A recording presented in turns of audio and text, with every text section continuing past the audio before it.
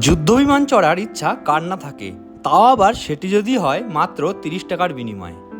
হ্যাঁ বন্ধুরা, আজ আমি তোমাদেরকে নিয়ে যাব কলকাতার বুকে এমন এক স্থানে যেখানে তোমরা মাত্র 30 টাকার বিনিময়ে চড়তে পারবে একদম আসল যুদ্ধবিমানে।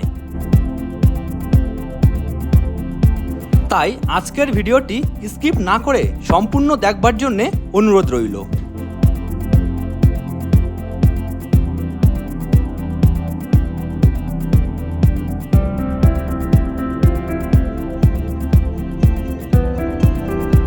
নমস্কার বন্ধুরা, কেমন আছো তোমরা সবাই? আমি অঞ্জন চলে এসেছি আজ একটি নতুন ভিডিও নিয়ে। এখন আমি দাঁড়িয়ে আছি কলকাতার রাজারহাট নিউ টাউনে। তো তোমরা আজ ভিডিওর থাম্বনেল দেখে নিশ্চয়ই বুঝতে পেরেছো আজ আমি কোথায় যেতে চলেছি।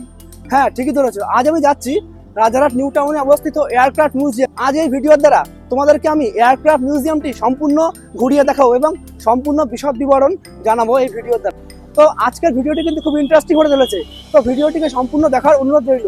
তো দেখতে থাকো আজকের ভিডিওটি।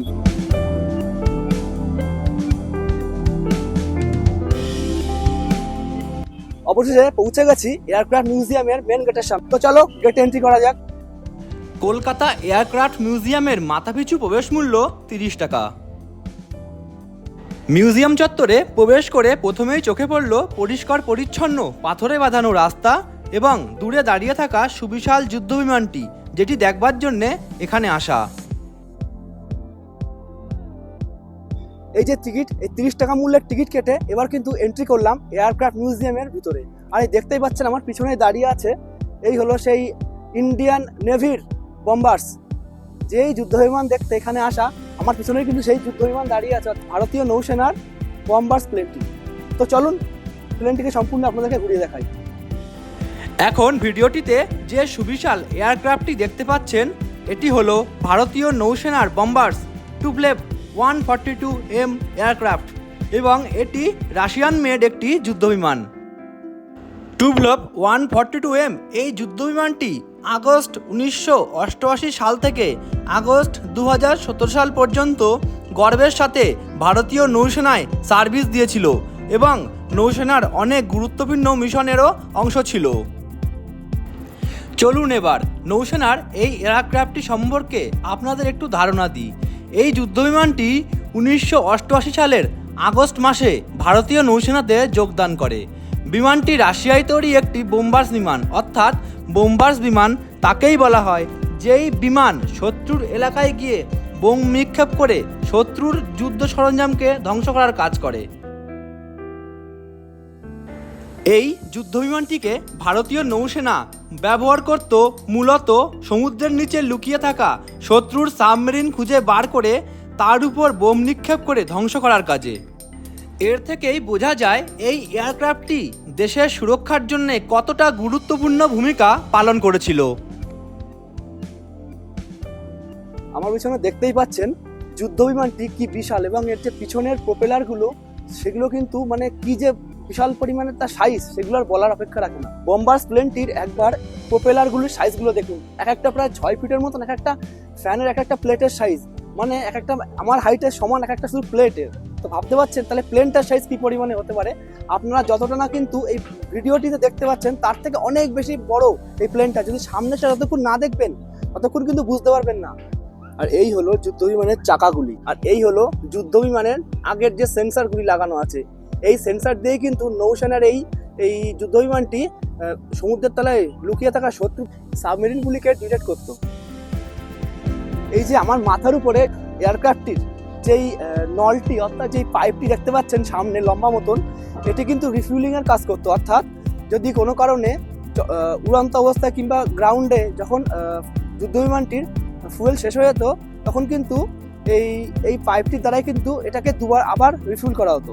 এই যুদ্ধবিমানটি কিন্তু ভারতীয় নৌসেনা বাহিনীতে 1988 থেকে 2017 সাল অবধি প্রায় 29 বছর সার্ভিস দিয়েছিল এবং 2017 সালে রিটায়ার্ড হওয়ার পরে এখানে বর্তমান এই ভারতীয় নৌসেনা বাহিনীর তরফ থেকে স্মৃতি হিসেবে এই এয়ারক্রাফটটিকে এখানে রাখা হয়েছে এবং এটা মিউজিয়ামে পরিণত করা হয়েছে। চলুন আপনাদেরকে এবার বলি আপনারা কিভাবে কলকাতার এই এয়ারক্রাফট মিউজিয়ামে পৌঁছাতে পারবেন। এয়ারক্রাফট মিউজিয়ামটি কলকাতার রাজারহাট নিউ টাউনে অবস্থিত। কলকাতার যে কোনো প্রান্ত থেকে সড়ক পথে আপনারা পৌঁছে যেতে পারেন এই মিউজিয়ামে। এবং এই মিউজিয়ামের ল্যান্ডমার্ক হলো রাজারহাট নিউ টাউন থানা, অর্থাৎ নিউ টাউন থানার পাশেই মিউজিয়ামটি অবস্থিত। এছাড়াও লোকাল ট্রেনে বিধাননগর স্টেশনে নেমে নিউ টাউনগামী বাস ধরে সহজেই পৌঁছাতে পারেন এই এয়ারক্রাফট মিউজিয়ামে। প্রতি সপ্তাহের সোমবার বাদ দিয়ে বাকি 6 দিন দুপুর 2:30 থেকে সন্ধ্যা 8:30 পর্যন্ত সর্বসাধারণের জন্য খোলা থাকে এই এয়ারক্রাফট মিউজিয়াম। আমার পিছনে যেই সিঁড়িটি দেখতে পাচ্ছেন, এই সিঁড়ি দিয়ে কিন্তু এই যুদ্ধ বিমানের ভিতরে এন্ট্রি করতে হবে। তো আমি শুনলাম সিকিউরিটির কাছে, তো ওখানে বললো ভিতরে কোনো রকম ক্যামেরা কিংবা মোবাইল ফোন কিছু অ্যালাউ নেই। এয়ারক্রাফটের ভিতরে ফটো তোলা বা ভিডিওগ্রাফি করার বিধিনিষেধ থাকলেও আমি ভিতরের স্টাফদের অনেক রিকোয়েস্ট করে এয়ারক্রাফটের ভিতরের কিছু সেকেন্ডের একটি ভিডিও আপনাদের সামনে তুলে ধরলাম।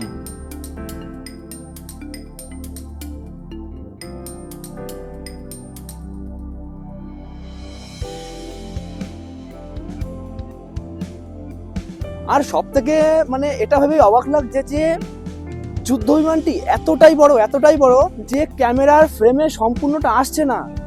মানে টোটালি ক্যামেরাটাকে ঘুরিয়ে এইদিক ওইদিক করে তবেই পুরো মানে এয়ারক্রাফটটিকে দেখানো সম্ভব হচ্ছে, না হলে পুরোপুরি একটা ক্যামেরার মধ্যে আসা কোনো মতেই সম্ভব না এয়ারক্রাফটটি। তাই অবশ্যই আপনাদের কাছে রিকোয়েস্ট থাকলো এটাই যে আপনারা পারলে একবার বাচ্চাদেরকে নিয়ে এবং নিজের পরিবারকে নিয়ে, বন্ধু বান্ধবদেরকে নিয়ে একবার এসে এই এয়ারক্রাফট মিউজিয়াম ভিজিট করুন। আশা করি খুবই ভালো লাগবে।